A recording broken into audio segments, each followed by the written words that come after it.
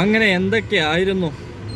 നൗഷാദും ചില്ലറക്കാരനല്ല, നൗഷാദും അങ്ങനെയല്ല, നൗഷാദും വരുന്നുണ്ട്, നൗഷാദിന് അവിടെ കേസുണ്ട്, നൗഷാദിന് അപ്പുറത്തുണ്ട്, നൗഷാദിന് ഇപ്പുറത്തെ കേസുണ്ട്.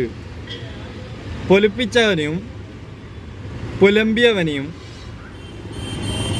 BNC ന്യൂസുകാരനെയും ഒരുത്തനെയും കാണാനില്ല ഇപ്പോൾ.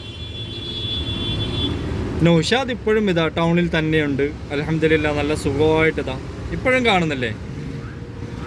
താടി വെച്ചവനും തൊപ്പി വെച്ചവനും കുറിയിട്ടവനും പിന്നെ കുരിശിട്ടവനല്ല എൻ്റെ വണ്ടി കയറുന്നുണ്ട്. അതേ വണ്ടിയിലുള്ള ഞാൻ. നൗഷാദ് എന്തോ ആയിട്ടില്ല അൽഹംദുലില്ലാ. നോക്കുമോനെ ഏതല്ലായിരുന്നു. കഞ്ചാവുണ്ട്, MDMA ഉണ്ട്, എല്ലാം കൂടി വെച്ചങ്ങോട്ട് പൊലമ്പിയ തന്നെ. ആരെ വെളുപ്പിച്ചെടുത്തതാണ്? ഈ വെളുപ്പിച്ചെടുക്കുമ്പോൾ കുറച്ചൊക്കെ ചിന്തിക്കണ്ടേ? ഈ വെളുപ്പിച്ചെടുക്കുമ്പോഴൊക്കെ ചിന്തിക്കണോ കുറച്ചെങ്കിലും? ആരെയാണ് ഇത് ഈ വെളുപ്പിച്ചെടുക്കുന്നത്? ഇനി എന്ത് പറഞ്ഞിട്ട് എന്ത് കാര്യം? ഒന്നും ചെയ്യാൻ പറ്റില്ല. കാരണം നൗഷാദ് ഇപ്പോഴും ഇവിടെ ഉണ്ട്, ടൗണിൽ തന്നെ ഉണ്ട്. കാസർഗോഡ് ടൗണിൽ തന്നെ നല്ല അടിപൊളിയായിട്ടതാ ഇപ്പോഴും നല്ല സുഖസുന്ദരമായിട്ട് നല്ല സുഖമായിട്ട് അങ്ങനെ പാസഞ്ചറെല്ലാം വണ്ടി കയറുന്നുണ്ട്, എല്ലാവരും വരുന്നുണ്ട്. കൊടുത്ത കേസിന് കൃത്യമായിട്ട് ഞാൻ പോകുന്നുണ്ട്. എനിക്കെതിരെ പൊലമ്പിയാൻ മാത്രം ഒന്നും മനസ്സിലാകുന്നില്ല എന്ത് പറ്റിയെന്നുള്ളത്. ഇങ്ങനെയാണല്ലോ ഓരോന്ന് തെളിഞ്ഞു വരിക. കുറച്ച് സമയം എടുക്കുന്നുണ്ട്, എല്ലാം തെളിഞ്ഞു വരും. അതിന് കുറച്ച് സമയം എടുക്കുന്നേ ഉള്ളൂ. ഇതാ ഇതുപോലെ തന്നെ കാണുന്നല്ലേ, തൊട്ടപ്പുറത്തുണ്ട്. ആരെയൊക്കെ വെളുപ്പിച്ചെടുക്കണം? എന്തു പറ്റി? ഇവിടുത്തെ ഒരു ലോക്കൽ ന്യൂസ് ചാനലാണെന്ന് അങ്ങനെ എന്തോ പറഞ്ഞ്. ഞാൻ ആരുടെ മുമ്പിൽ ഇപ്പോൾ തലയിൽ മുണ്ടിട്ട് നടക്കുന്നോ അല്ലെങ്കിൽ പിന്നെ പാതിരാത്രിക്ക് വീട്ടിൽ ഇറയപ്പുറ ഭാഗത്ത് കൂടെ ഒന്നും ഒളിച്ച് കയറുന്നോ അങ്ങനെയൊന്നും പരിപാടിയൊന്നുമില്ല. ഞാനിപ്പോഴും അതേ നാട്ടിൽ തന്നെ ഉണ്ട്, സുഖമായിട്ട് പോയി വരുന്നുണ്ട്. രാവിലെ എണീച്ച് എൻ്റെ പണിയായി ഞാനിങ്ങനെ നടക്കുന്നു.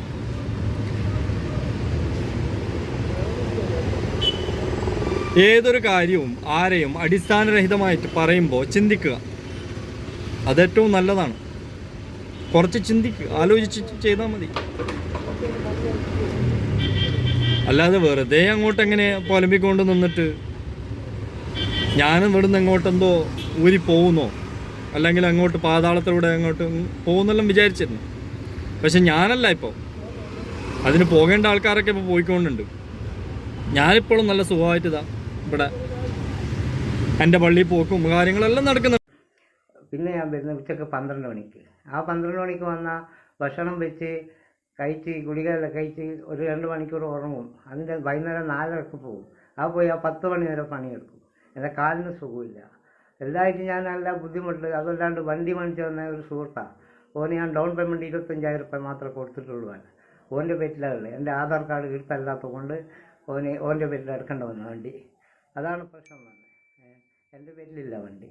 അതുകൊണ്ട് ഇവരെന്നെ ടോർച്ചർ ചെയ്യാണ് പോലീസുകാർ. ഇന്ന് വാ നാളെ വാ എന്ന് പറഞ്ഞു. അങ്ങനെ ഞാൻ നേരെ ഇവിടെ പോയി SP ഓഫീസിൽ കംപ്ലൈൻറ്റ് വായിച്ച്. ഇപ്പോഴത്തെ റിസപ്ഷൻ പറഞ്ഞ് അവിടെ ഇരിക്കുന്നു. അതെല്ലാം വായിച്ചിട്ട് പിന്നെ എന്ത് ചെയ്യുന്നറിയില്ല. പിന്നെ എന്നെ വിളിച്ച് പറഞ്ഞ് DYSPൻ്റെ അടുത്ത് പോകും. അങ്ങനെ DYSPൻ്റെ അടുത്ത് പോയപ്പോൾ അയാൾ ഇതൊന്നും നോക്കിയില്ല.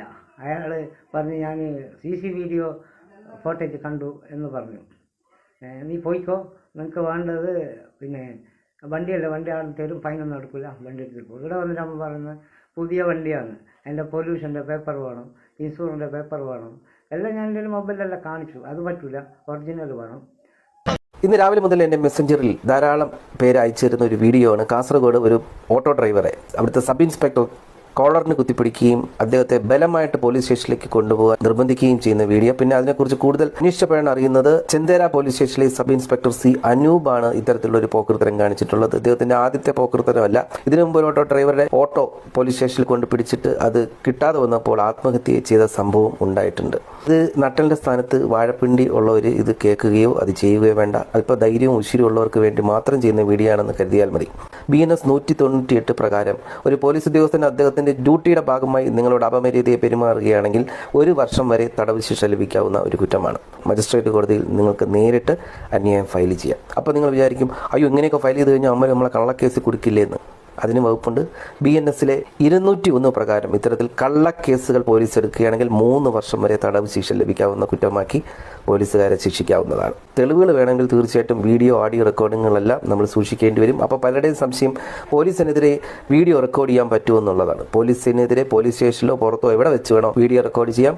ഈ വീഡിയോ റെക്കോർഡിങ്ങും ഓഡിയോ റെക്കോർഡിംഗ് എല്ലാം പ്രൈമറി എവിഡൻസ് ആക്കി മാറ്റിയിട്ടുണ്ട്. അപ്പോൾ നല്ല ഉശിരോടെ, നല്ല ധൈര്യത്തോടെ, നല്ല ചങ്കുറപ്പോടെ ഈ പോലീസിനെതിരെ നിങ്ങൾ കേസുകൾ മൂവ് ചെയ്ത് കഴിഞ്ഞാൽ അവന്മാർ നിങ്ങളുടെ പിറകെ വരും.